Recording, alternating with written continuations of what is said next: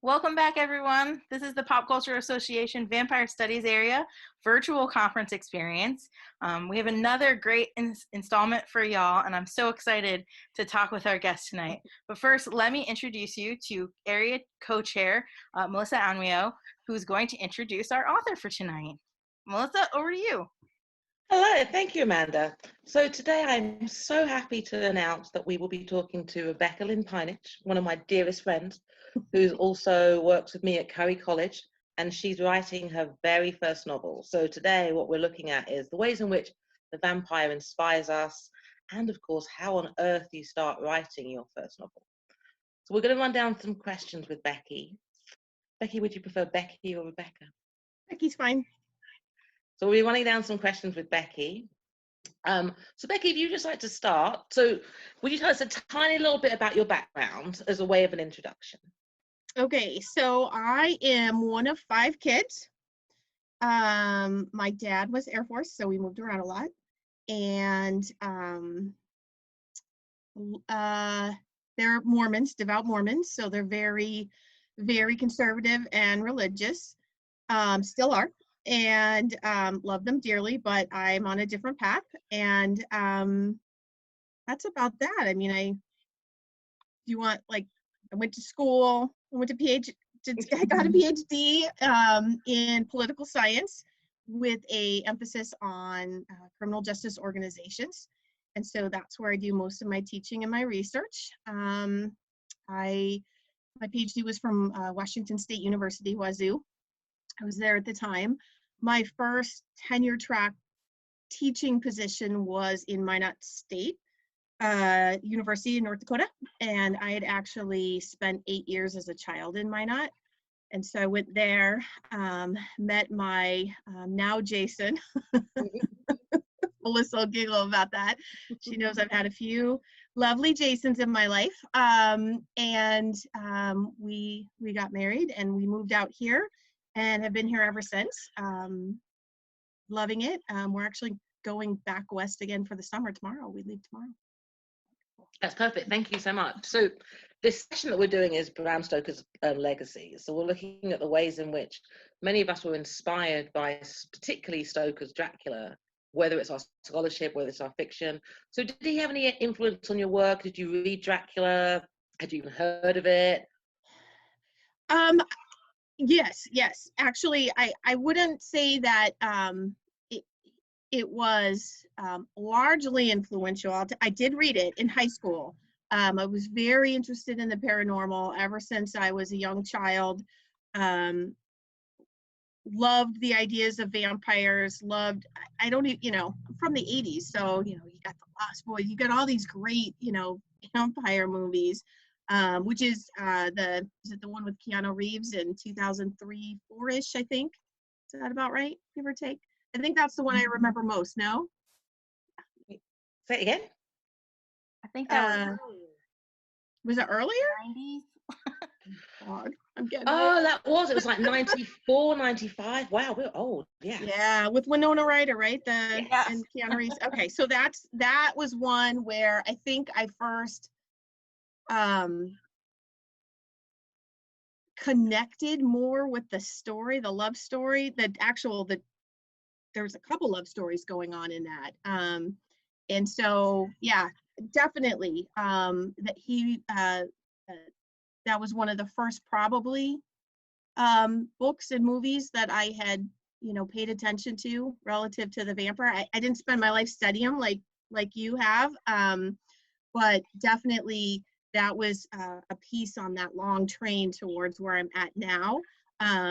We'll talk in a minute, but Buffy was a big one for me, so there were some others, but definitely I'm very familiar with Bram Stoker's Dracula, and I would say it definitely did, does play into and did impact me. Thank you. So thoughting on that a little, I think of you as actually the most romantic person I know. Aww. However you define romance. So what inspired you to write your first novel, and why did you go down the romance route? Or do you even think your novel is a romance novel? Because we have neighbors that might not apply. I think there's definitely a love story there, definitely. And you and I have had conversations about, is this more urban fantasy? Is this more, a romance? Is this, what is this? And I'm not still yet entirely sure what, it will be. The love story is front and center between Angus, who is the vampire, and Mara, who is the reincarnated witch. Those are the two main characters. I forgot to mention Dark Shadows. My mom loved soap operas. So Dark Shadows was definitely in that long train of vampires. So I think a couple of things came together for me in terms of why I got to the point where I thought, oh, maybe I'll write a novel. So one happens to be probably the first piece would be my pregnancy with Jack. Jack, I found out he had spina bifida. I wasn't even halfway through the pregnancy. So I started a journey that still continues today, looking at the mind-body connection, which, started off with books. Brain Wars was one of the first books I read on mind-body connection. And it kind of took me in a couple of different directions, but a lot of it went towards metaphysics and quantum physics. It also took me into a many years journey. I mean, he's going on 10 now, of healing work. So I have spent a lot of time studying different kinds of Reiki, different kinds of energy work, things that, I use on myself and my family and my friends. It's not something that I ever thought that I would use in any other way. So the second piece, I guess, would have to be, because I'm fortunate in terms of my education, and I have a decent brain. That's an important thing to be grateful for. I could read fast, and so I read a ton of books, and I started to see all these crazy connections between things, right? So the second piece of that is I was doing some work in, I think it was early 2015 in Honduras. I was there doing like my real job. I was teaching their national task force some crime mapping and analysis skills to help them in some of their efforts against extortion by the MS-13 gang down there. So when I came back, I wasn't feeling very well for a while. I must have picked up a bug. I was sick for a while. A mutual colleague of ours, a literature professor, had been bugging me for years to read these books, Outlander by Diana Gabaldon. At that point, it'd probably been close to 20 years since I had read a fiction book. I mean, Bram Stoker's Dracula might have been one of the last books that I read prior to this journey. I mean, I read some fun books, but fun books for me were like The Signal and the Noise, right? With the mathematics and the, Malcolm Gladwell's books. They were like brain candy, thinking ideas books. So anyways, at that point in time, Outlander was now a TV show. So I binge watched it. At that point, it had been about halfway through season 1. I called her up and I said, "Are you kidding me? What, you got to tell me what happens," right? I mean, at this point, there was 8 books. I'm like, I got to know what happens between Jamie, between Claire. She wouldn't tell me. She didn't believe in spoilers. So I was forced to read all 8 books. It took me about 2 months. I had audio and, I read and I had audio. So I cheated a little bit, I guess. And no. And I guess at that point in time, like, my brain decided it would be fun to have these daydreams, I guess you could call them, about, well, what if the characters did this instead? And what if they were, in fairy instead? And what if this guy was a hot Scottish vampire? And what if, like, all these sort of things kind of, and, you play around with those ideas and they sort of just kind of build and build. And I found that I was seeing a lot of stuff in my mind, like scenes would come in, and I would see them. I would see like the characters, almost like a dream, but I'm sort of awake. So the third piece of that is that I had you, literally. I remember we were at a conference in New Orleans. I think it was a teaching professor conference, and we were having drinks. Alabama Slammers, I think, on the terrace in New Orleans. And I said, oh, I'm so excited. I have to tell you, I have this idea for a book in my head. And I wrote the first scene and it's in my head. And I remember telling it to you and you were just like, oh, you have to write this book. And it was like, oh, maybe I could write a book. And then we started on the journey of, you invited me to be part of your writers group. And then it just kind of like grew from there. And then of course we went to Scotland and we've had lots of playtime together since then. So it's probably those three things: my pregnancy with Jack and my intense reading of the metaphysical stuff and the mind-body connection, the falling in love with Outlander, who I found out later, she was also a professor who decided to write a book. So it was kind of like, oh, maybe I could do it too. And then having a supportive colleague like you that was there to, you know, say, that's not a stupid idea at all. I love it. Let's see where it goes. So that would be probably the three big things on that question. Thanks. And that reminds me, so I'm really happy that you framed it that way, because it really does show us how we can take our lives, all of our lives, and then start thinking about, like, also that experience of seeing your characters in your head as if they're real people, like this movie that I still have with my angels, like this idea that you're not writing the story, it's being channeled through you. And I really like the idea. So that makes me think of the spaces that inspired your writing. So I'm not sure I can say the word, but you are a Caledonia-phile, whatever the word is. I looked it up. I don't know how to say it either.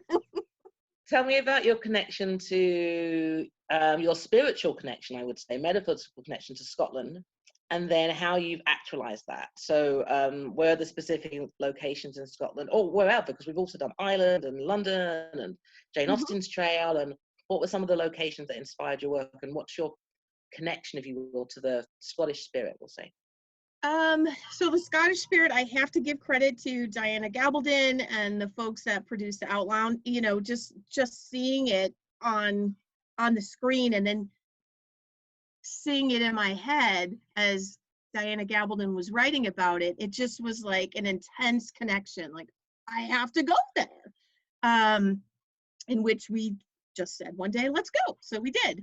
But there are, now that I've been to Scotland 4 times, and parts of Wales and London, and I think that there are some favorite parts. So when we first went on that first trip, I knew Angus, I knew Mara, I had all, you know, I had a number of scenes written, kind of stitched together.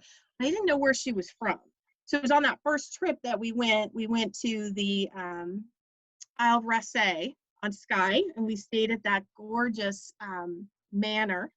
And we sat and wrote in the library and had wine, and it was just amazing. And we got up the next day and we drove our Mercedes on a little bike path. You remember that? And we got to this old abandoned castle. And we got out of the car and I looked over and I said, this is it. This is, you know, it was a scene that I was writing at the time. I said, this is where she did that. This is where he lived. This is where, you know, and it was just there. It was just clear as day. This is it. And so from there, then I did some research on the MacLeods, and that's, you know, kind of their lands, and you know, did some of that historical research to kind of piece together some scenes and whatnot. But it really was going and seeing that, yeah, that I did it. So there are lots of scenes from America in the book, because I have been very fortunate to have seen all of America at this point, except for Alaska. So there is the scene I'll be reading in a little bit is outside of St. Augustine, Florida, Ripley's Believe It or Not Museum. Supposed to be one of the most haunted places in the world. So there's that. Went to Graceland. There's actually a scene at Graceland. There's some local places as well. A lot of the magic is, and the paranormal stuff is rooted in the Bridgewater Triangle. So if you Google that, you could actually find some really cool stuff. And Mara is a professor there in the Bridgewater area. And there's also America's Stonehenge. There's a scene there. There's a beautiful place in northern New Hampshire where she goes and recovers for a while at the beginning of the book. So there's lots of places. And then, of course, one of my favorite places in the world, Haven, the Scottish restaurant and pub in Jamaica Plain, where we haven't been doing it a lot lately, obviously with what's going on in the world right now. But that has been a source of inspiration and sort of like not a second home, but like a second place to be. I don't know. And what's the owner's name of the What Haven? is the what? The Sorry. owner's name of the Haven? What's the name of the guy who owns the Haven? Jason. I know. Person, he just follows you everywhere, Jason.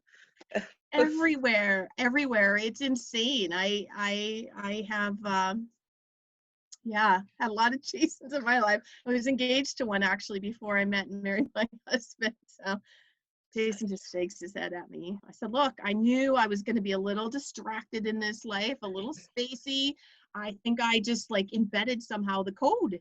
Jason, find Jason. And I just kept finding Jasons. So, I know. So I was going to ask you about the creation of your vampire lore, which I can do, but your book is very much what I would think of as urban fantasy. It's very much a supernatural world as opposed to a vampiric world. So can you tell us a little bit about, one, what your vampire lore is, what makes the people in your novel vampires, but also some of the other characters. So even your witches are very different. And so what makes the supernatural characters the way they are? And how would you describe their skills, magic, that kind of stuff? So I guess there's I think have to answer one question first before I do that. And that has to do with probably when I first started writing, I thought that it was like a separate bucket for me, right? I mean, I love playing, I love like doing different things.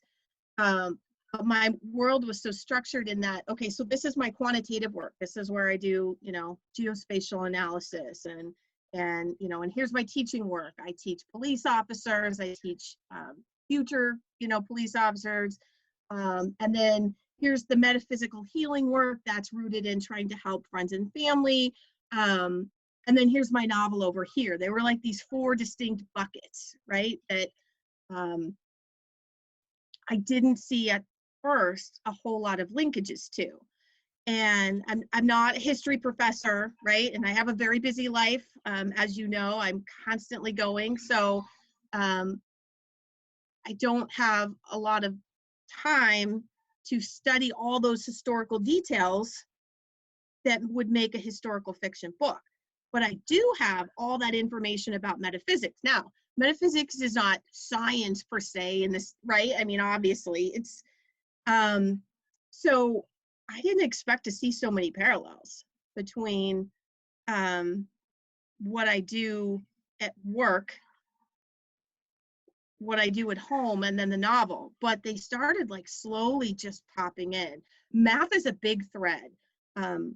Numbers is a huge thread. So whether I was studying what the Hopi tribe did, centuries ago, whether I'm looking at what the Lakotans did, whether I'm looking at what the Wiccans did or the Druids, there's this big connection of math that kind of goes through it, and trauma. Math and trauma, believe it or not, seem to be the things that sink the world. So even in the course room, I mean, my students, they come in, they're leaking trauma all over the place. So I found very quickly that I was doing healing work at the same time that I was teaching, and I was being inspired by my work on the, doing regression analyses, if you can believe it or not, and those numbers popping up and going, oh, that's a good number to use for, A, B, or C in the novel. So, so there's a lot of connections there. So in terms of putting that together relative to what makes my book different, and I don't know that it makes it different, because you read so much, you see so much has already been done, right? So I don't know that I have any unique thing to say about Angus is a vampire or Mara is a witch, but maybe the combination of things come together. So for example, I think one thing that makes Angus uniquely a vampire is he drinks blood. Like that's like one of the foundational pieces. The vampires in my novel don't have to drink blood to survive. They can eat. They're more like I don't want to say bats, but bats, and there's some other creatures out there that they're not really cold-blooded, but they're not really warm-blooded. And I'm not a biologist, so I don't remember what they are, but I remember, reading about them and seeing them, and they can like lift their temperature, their core temperature up and down to survive in different formats. They have very efficient metabolism. Like there's all these things that kind of made sense to me from a metaphysics and a scientific level. So I thought, well, I wonder what that would be like in a vampire, in a humanoid, immortal type thing. So there's lots of bits and pieces of that. And even though obviously, just like in any discipline, and there are different ways of thought, there are different theories about how things work on the metaphysical plane. So, but a lot of it overlaps. I mean, again, whether you're studying the Hopis or the Druids, a lot of it overlaps. And a lot of it overlaps, again, mathematically and with the comet, all of that stuff, the planets, everything. It's crazy. So, but blood is a big piece of the book. So in this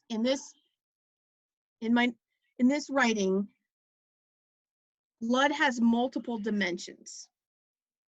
So, and there are dimensions that humans don't necessarily know about. We don't have the technology to be able to identify whether or not, in fact, there are 12, dimensional DNA, whatever. But in my book, those dimensions carry the story of life.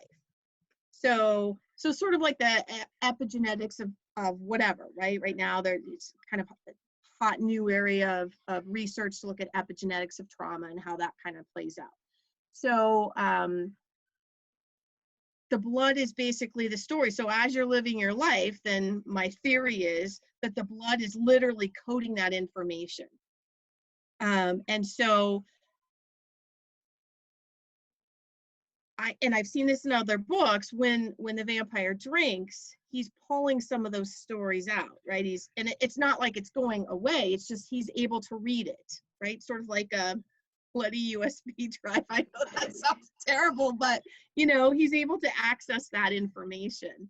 And along with that, it's not just the experiences of the person whose blood the vampire is drinking, but it's their line. It's their entire line. Some of that stuff is much more deeply rooted and not as fresh in the blood that's flowing, but it's all there, which is an important piece because Mara's a reincarnated witch from Scotland. So, and she actually ends up being reincarnated from the same line. There's a couple jumps and twists, but she ends up being from the same line as Rowan, who is her first life, or I don't know if I should say first anymore now that we're talking about parallel universes and whatnot. It's her other life. So does that help? It does. Okay, and so in a lot of the Reiki and how I've understood based on my readings of how energy works and how the connection works, how the Akashic record. I mean, I've read stuff on near-death experiences, like how it all kind of comes together. I want is up to as close to what I'm seeing in the readings in the book. So instead of it's like historical fiction, it's metaphysical fiction. So everything that's there is rooted in someone's theory or someone's research, because there is some research on Reiki out there right now. I think that really, really reflects not just who you are, but the idea of the scholar author, right? So all of this research that you're doing, instead of doing it instinctively, you're finding these really great ways to connect. It also makes you think about the work that Amanda herself does on trauma and learning about this idea that trauma is embedded across generations. And it's just very cool the way that you're bringing in not just your work, but your interests and making these really explicit connections, which are fascinating. And then of course it reminds me of my two timed with you in Scotland where the ghosts came home with me. And I remember you're like, we're like, what? Where is it? Right? Susan's looking for a bat. It's hilarious. Yeah, I know. And I'm like, oh, I want to see the ghost. Where is he? And you're like, no. And the same thing happened to Amanda when we were in New Orleans. She brought back the ghost from that awful hotel, and it messed around with my jewelry. So this stuff is very real, right? It's very real, and it makes a lot of sense. And I really don't want to ask the next question yet, because I really want to know some more about, I don't know if you want to, if it's a spoiler or not, but are there people in your life that you've used as templates for characters in your novel? And do you want us to know, because they may be mad that you did, but there's a few that obviously would know, and I'm not going to out them personally, but they, there are. So the best friend of Mara in the book is a combination of some family member and a really good friend at work. And so, and some of the conversations that we've actually had kind of inspire some of the conversation that's in the book, but it's different. So, and what I may have experienced with one friend over here that turned into, a hilarious night out, which then actually becomes part of the narrative over here. So yes, my husband is definitely a, with any interesting book, there's the dark and the light. So he's, you can see him in both, right? So yes, there's, just simple things like my love of motorcycles and tattoos, just that shows up. My husband and I ride motorcycle. I mean, that's one of our favorite things to do. And that shows up in the book a couple times. With different characters. So yeah, I mean, and there's a few things in there about you that are in there. I'm keeping those kind of secret until the big book launch party. But you'll be like, oh my God, that's me. But as you know, they're all fictional characters. It's just, but yeah, things just kind of provide you the inspiration. I mean, just being at Ripley's Believe It or Not, I was like, oh my God, they got Elvis hair here. This has to be a thing, like just those types of things. I don't know, I'm crazy. I guess I just find joy and inspiration in a lot of stuff. So, which is interesting, your mentioning of trauma, right? And it's very clear from I've read so far about Mara, that she's carrying a huge weight both in her life and in her previous lives, and yet somehow there's still so much humor in there, and so much of it is very upbeat and healing, as opposed to dark and depressing, which is totally your personality, which again helps you understand why we write from ourselves as opposed to writing from out there and bringing it back to ourselves. That's very good. Yes. Right, so the very first time I got to know that you liked vampires, it was because I was doing my first book on Buffy, and you showed up with a life-size Spike, which I still have. And he serves as the guard in my office because he freaks everybody out. So if you want to tell us about your favorite on-screen vampire, maybe tell us a little bit more about your love of Spike. Spike, of course, we're talking about Buffy the Vampire show. I had a short first time obsession with Angel. For a little bit I was like, oh my God, star-crossed lovers and the whole thing, and oh my God, she had to push him in the portal and like all those things, right? I'm like, but it wasn't too long after that. I guess it was shortly after Spike got chipped. You remember, right? He got chipped, so he couldn't act on his base nature, right? And because I mean, he's a total dick, right? Like, but so that was taken away from him. And so you could really see other parts of him. And he doesn't apologize for being bad. He doesn't. It to him, it's just part of life. It's part of, part of growth. It's part of who you are. And he was funny. Like, oh my gosh, the one, talking about kids as walking Happy Meals, and when he's tied to a chair and he's like, the bear comes in that episode, the Thanksgiving episode, he's like, a bear, undo it, right? I mean, he's hilarious. Like, I just, and then he was singing in the episode, and I just fell in love with him. I thought that is the perfect, funny, sexy, kick-ass like vampire. That's the guy. So so that was Spike, and my sister actually bought Spike. So I'm glad you still have him, because he was in my office for many years, and I had a Hawaiian lay around him for a long time too. I figured, how funny would it be if Spike went to Hawaii, right? It would be great. It'd be very funny. I know. So the other thing relative to Spike is that, and I think there was some stuff going on in my own life at the time, and I certainly was seeing things relative to some of my work on trauma at the offender level. So I had this epiphany. I was in a prison program. It was called Alternatives to Violence. And you basically go and you do a big circle with inmates, and you go on Friday night, you go all day Saturday, you go all day Sunday. So you basically spend almost your entire weekend in prison. And I remember this guy talking, and we were supposed to talk about things that, you know, shaped who we are, made an impact. And he was talking about one of his last crimes, and he had held a woman and her boyfriend at knife point.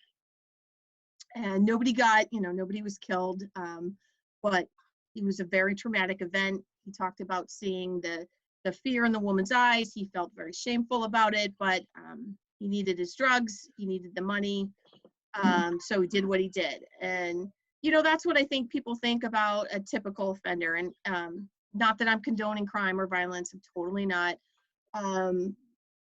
But we tend to, I think, in this life, in this world, have this notion of dualities that plays out, right? Love and fear, love and hate. Like, so then he whips out this old newspaper article, and he says, later that day, he was actually either on his way to get drugs or on his way back from getting his drugs. A van had rolled over and was on fire on the side of the highway. And he stopped and he jumped out of his car and he pulled the mother and her kids out of that car, even a baby in a car seat. And he said, I probably will never have a straight life. He says, I don't know why that is. But he said, but me in prison, me as the knife wielding guy, I'm not just that guy. And it was sort of like this epiphany that you didn't have to be perfect to fit in any box. Like, and that you didn't have to fit in a box. Does that make sense? Yes. And I think that was the first epiphany that I had, and Spike, I think, was along for the ride, because, you know, how could you love someone who did these horrible things, and who quite clearly is telling you over and over and over again, once this chip gets out of my head, I'm gonna be a mean guy again. You know, but you still like rooted for him, you still loved him, and I don't know, I don't know if that makes sense. It does. I think you're picking up on the thing that I love about these types of characters, their complexity, right? That one thing that's often the flaw of not just romance, but of genre writing is the need to have a good guy and a bad guy.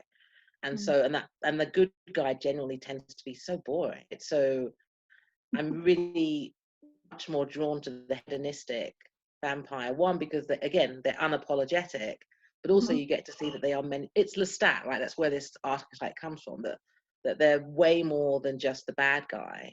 I think that's just so much sexier and more interesting to recognize that we are all many things rather than just bad. But it's nice. And that the process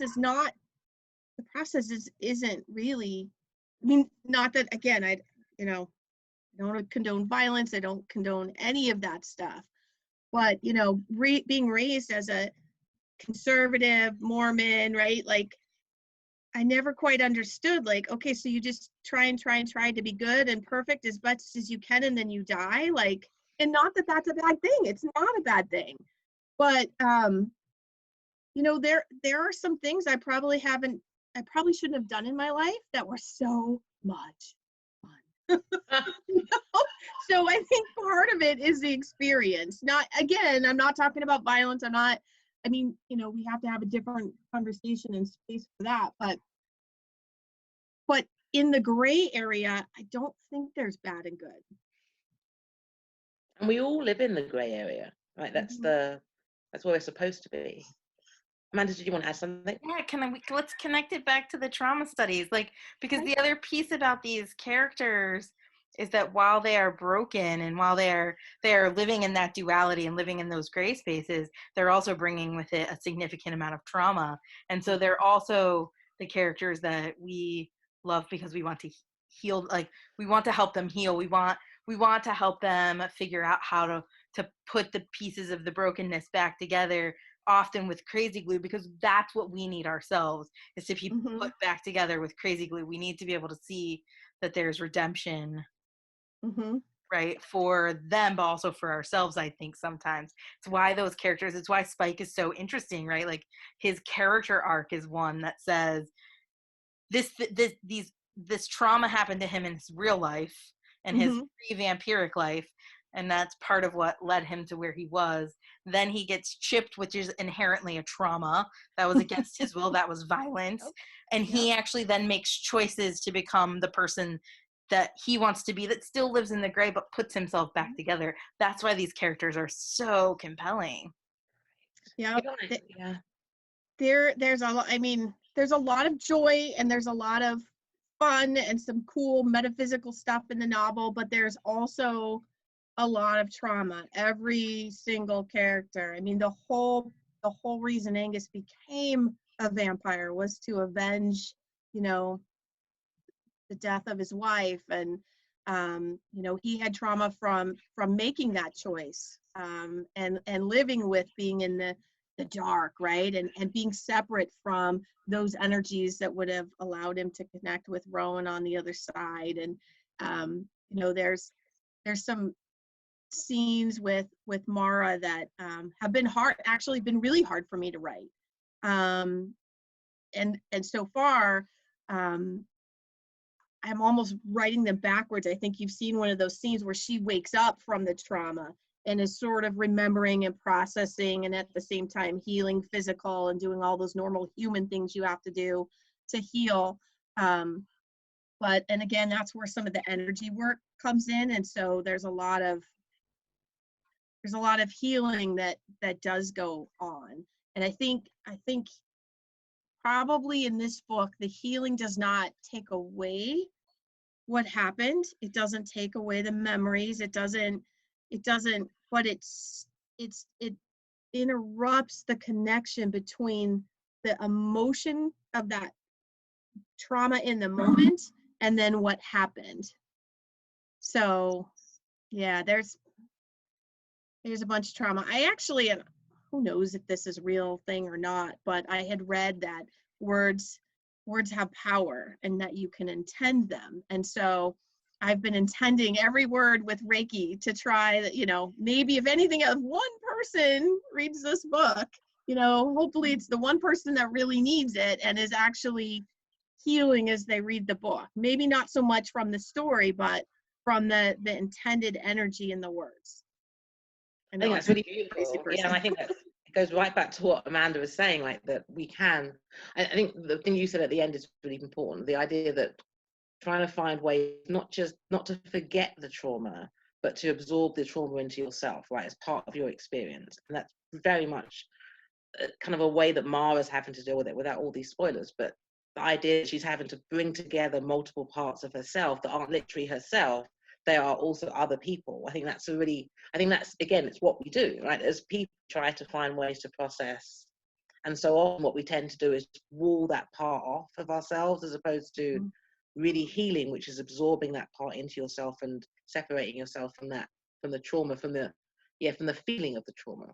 I love the idea that it's intentional, that there might be, because you never know how a novel affects somebody, and it might affect one person or 10 million people, right? And if it can heal somebody from reading, that's a really good thing. But that brings me to another question, and I'm sorry, this isn't another question I was going to ask you, but So you read a lot, and I read a lot, and I'm a very fast reader. And for a while, we shared an Amazon account. We But did. Holy We need to do Mother, that again. no, because Holy Mother of God, you suck down books where I suck down coffee. It's insane. So you mentioned it a little bit, which I wanted to ask you a little bit more. Do you find that that's distracting or helpful, seeing all of the things that other people have? And do you find yourself, after you've read 3 different series in one weekend, not realizing you're taking things from those novels and you're writing or writing like that? So how does it affect you reading so much? So, so a couple of things. One, I've had to make deals with myself, right? Because originally I wanted the book to be done in 2 years, and now we're going on year 4. It is almost done. I mean, I've sent you the whole all the edited stuff. It's almost done. So in one way, all that reading is a distraction, because I'm laying in, bed or a cozy chair reading and not working on my own stuff.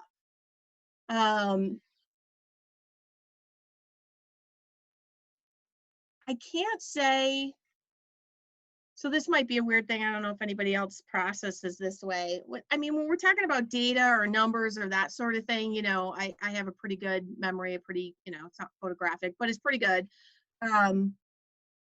But and it has always been this way with movies and books, fiction. I'll remember a few specific scenes, but I don't remember, I could read Cresley Cole's books again and be surprised, oh my God, I can't believe he did that. Well, the one side of me is well, are you surprised you read this book? But I remember less about what they say or what they do, and more about what I'm feeling in the moment that I'm reading it. And I feel like those feelings of love, lust, terror, horror, shock, that's what I remember. And so I think, okay, well, how would this play out? What texture would this look like? That's not it. But emotions have texture to them. They have, these nuance. When you're thinking compassionately about one person, it feels and looks this way. And when you're thinking about somebody else, it feels and looks this way differently. Does that make sense? Yes. So I remember those. That's what I remember from reading. And, occasionally there are things that'll stick with me and I'll go, oh, I really like that about the vampires, or, oh, I really like the bromance between, the fairy and the werewolf. I think Angus needs a bromance, those types of things definitely impact and are helpful. But I had to do things like, I've never watched Game of Thrones. I went with you to the museum and just hurried up and did the Cliff Notes version. Okay, that's those people, that's these people, this is what happened.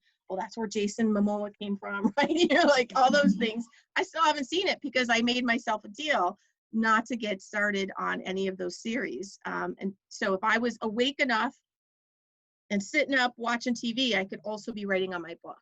So I haven't made that deal with me on reading yet, because I just love reading. I get lost in the story. It's one of the reasons why I never watch soap operas. I can't handle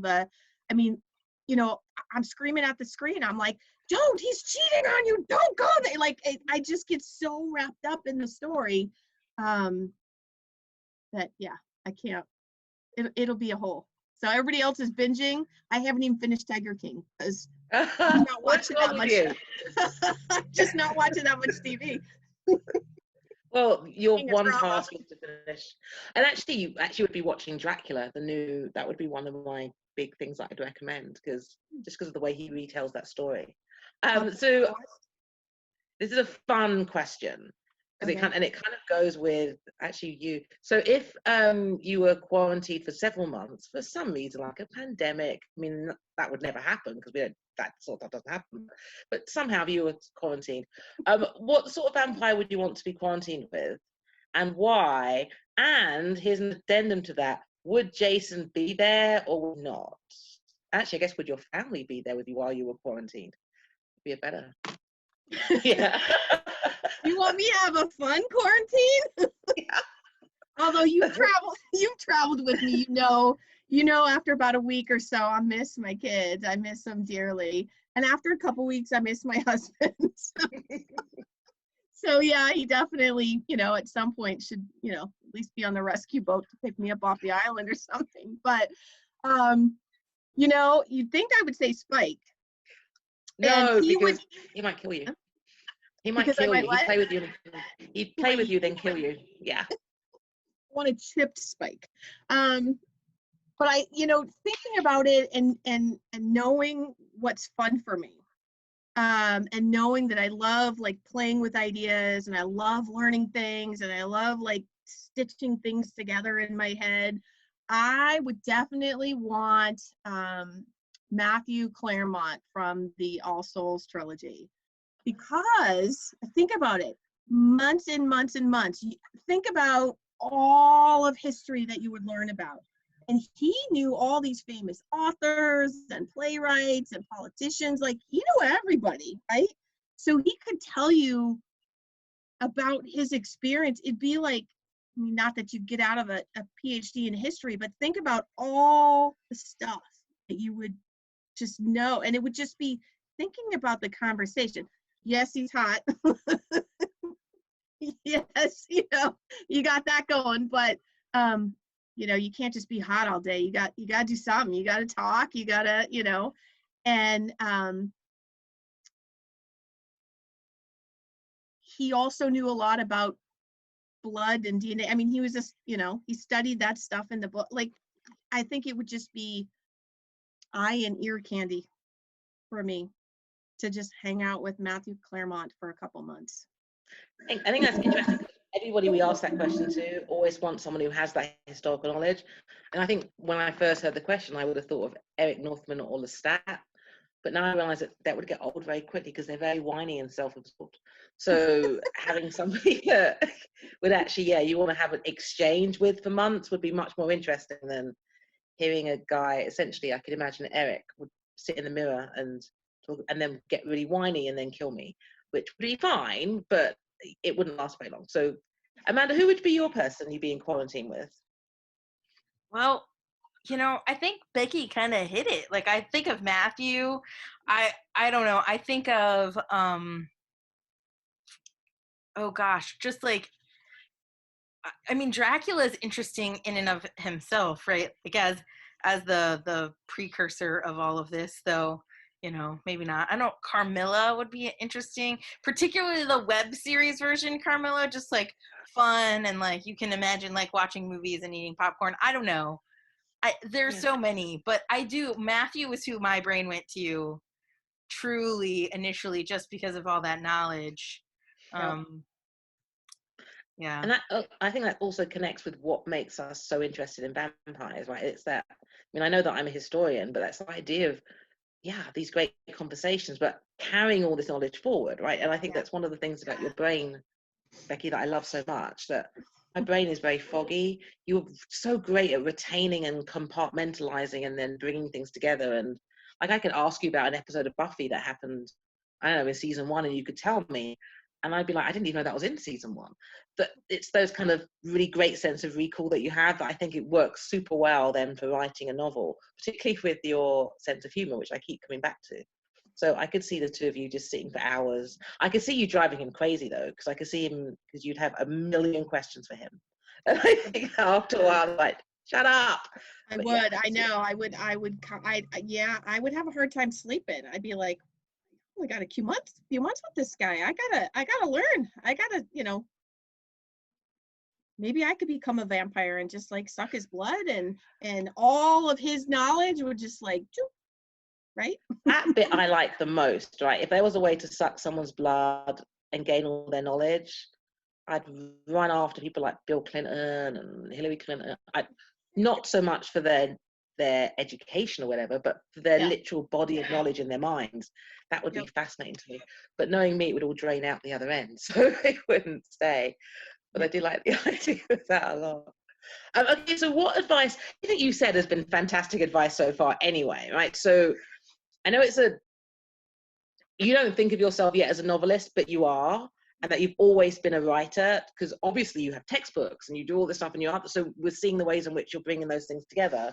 What advice do you have for someone who, like you were 4 years ago, they had these ideas in their head, they were seeing these dreams? What would your advice be for someone wanting to start writing their first novel, or whether they can or not? One, just to do it. And, you know, obviously I had a very supportive person in my life who was also connected, who's also a fantastic writer and who should also be interviewed. That was there for me. So, you know, find that person that is your connection to the passion that you have, and just do it. And, you know, for me, a lot of it is internal and mental first before it goes on the page. So I'm lucky in that I've never had writer's block, because it takes me weeks and weeks before I can actually sit down without distractions and kids and type. So it's all here. But just when you get those moments, like, type it out, write it out, do something with it. And this, I think, is a product of being almost 50, right? I mean, less than 2 years. Woo, we gotta go to Scotland or do something fun, by the way. But it's be okay with who you are. Like, you are exactly who you need to be. You are exactly where you need to be. Nothing about you is wrong. Nothing about you is bad. Nothing. Just do it. Like, I when I started writing, you know, and I still do, I come to the writers' meetings and I'm like, I have no idea what this poem means, but I'll tell you what was in my head when I read it, right? Like, because I don't have that knowledge. I don't, you know, and I'm a political scientist teaching criminal justice classes, which are often mathematical classes, and now I think I'm a novelist, right? But when it brings you joy, like, stay with that joy and it'll take you where you need to be. And please, please, please, just be okay with who you are. Like, that's, I think, the most important thing to success with anything. Be okay with who you are. And having good friends around you is so, because they see you differently, right? I mean, I look at my to-do list every day and all I see is failure. I didn't get this done. I didn't get this done. I mean, you know, and I forgot for a long time all the things that I did do. And then I listen, like, you tell me all the time, your life is exhausting. How do you live it? It's like, I think I'm kind of lazy. So, you know, have those people around you, like, that love you for who you are. And please, please, please be okay with yourself. Just love who you are. You're amazing. Oh, I love that. Thank you. All right, so I am so excited to announce you're going to read us a special excerpt from your novel. Okay. This is actually a big deal because this will be the first public performance of your writing. Not to get no pressure. Sorry, I shouldn't have said that. No, I'm not a performance artist. Just being aware. So I will read it. Okay. Do you want to set up the scene? Actually, no, don't set up the scene. I think you should just dive in. No, I think you should dive in. Yes. Okay. Unfortunately, there was a long line of eager tourists already in place before we arrived at the Ripley's Museum. Thankfully, it wasn't boiling hot yet, and there was a light breeze that helped keep me cool. It wasn't the first time I was jealous of Angus's ability to adjust his body temperature to the environment. As for Daniel, he never seemed to be bothered by the weather. Perhaps his fake clothing was spelled to keep him comfortable. Ugh, this is going to be a long day. We talked at length at breakfast this morning about the museum tour. Angus and Daniel both hoped that we would be able to snatch a lock of Elvis's hair while we were touring the museum, using glamour to hide what we were up to. If we were successful, we could be back on the plane this afternoon and in Boston by dinner. A potential snag, according to the guys, was that the strange and unusual, aka Ripley's entire collection, was typically supernatural. Tie in a few dead celebrities who were likely full or even part fae, and voila, potential unpredictable situation.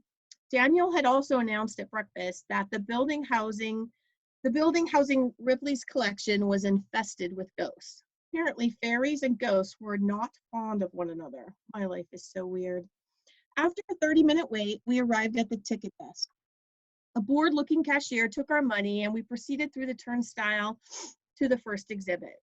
Greeting us, just inside the entrance, was a young security guard with the prettiest green eyes I had ever seen.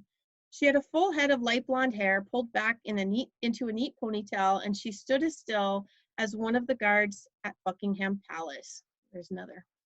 Aside from the ridiculous-looking uniform, complete with a name tag spelling Becky with a Y, she was gorgeous, like crazy off the charts beautiful. I wondered briefly why she was working at what was probably only a minimum wage job when she could be off having an exotic modeling career somewhere. I smiled and said hello as we passed by, but like the palace guard, she did not acknowledge my greeting. Instead, she continued to stand straight as a rod and look alert, as if she were guarding the crown jewels and not the weird taxidermy specimens that hung on the walls around us.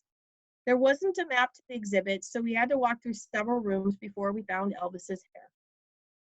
Framed simply and hung on the wall against a drawing of Elvis's likeness and an attached magnifying glass, it could easily be missed amongst other, more prominent artifacts, such as the Marilyn Monroe portrait made entirely out of toast. Huh, I did not see that coming. Daniel was the first to speak. Angus, do you see her? I'm not sure why she's here, but the White Witch is unpredictable at best. I do not want to cross her if we can help it. I see her. Maybe she won't be any trouble. If she interferes, we will have to come back tonight. We cannot afford a scene. Go talk to her while I think. Talk to her, he says, mumbled Daniel as he walked closer to the Marilyn Monroe exhibit. As I watched him walk, I noticed Becky, aka Barbie Guard, was standing next to the toast portrait underneath a bright set of lights, making her light hair and pale skin almost luminescent. Becky's a witch? Thinking Daniel was headed to talk with Becky, I was surprised when instead he walked past her and stopped near a display of high-heeled shoes once owned by Ms. Monroe. Wondering what in the hell was going on, I watched him appear to talk, no, argue, with himself for a time, and then walk briskly back to Angus, who was now studying some two-headed monkey displayed on a shelf. Ever curious, I walked closer to them in hopes of finding out what was going on. She's not a fan of me or my kin, Angus, and she is still pissed at Kellen. We should come back after hours. Angus replied, I disagree. She's pissed at Kellen, not us, and a small lock of his hair means nothing to her. Besides, Kellen is as likely to visit this place as he is to make a vow of celibacy. Let's go to work. Mara, keep your ears and eyes open while Daniel and I get the hair. With any luck, we can celebrate in Boston tonight. I nodded my agreement and the guys walked towards the Elvis hair. I felt a light wave of magic as they glamored themselves, and a quick look in their direction confirmed their current invisible status. Officer Barbie, however, suddenly sprinted towards their location. Oh, for goodness sake, what do you think you two are doing? Becky's from Minnesota. That's also a surprise. Although I couldn't see Angus or Daniel, I could hear Daniel's response. It's impossible. You can't see us. What in tarnation are you smoking, boys? Of course I can see you. Oofta. Why do I get all the crazies? You can't touch the exhibit. It's a museum, not a you touch 'em. Geez Louise, I swear you tourists get dumber every year. By this time, Angus and Daniel had released the glamour and were looking at each other with very confused expressions. After a brief pause, Angus replied, Becky, is it? That's a lovely name for a lovely lass. Any chance you're free for lunch? I would love for us to get to know each other better. A very strong wave of compulsion magic waved past me, so strong that I almost said yes to Angus myself. Becky, on the other hand, was not enamored or amused. Are you trying to bribe an officer of the law? Uh-oh, Becky's a null. You boys just got yourself banned from the museum. Come quietly and I won't have to call in for backup. My internship is almost over and I don't want another incident bunking up my chances to win the Criminal Justice Honor Award. That's it. I cannot wait to read the rest of it. It's so funny. And those teeny tiny little details that you keep infusing are super, super clever. Thank you so much, Rebecca Lynn Paynich. It was a fantastic session. Any final thoughts? No, thanks for doing this. It was a lot of fun.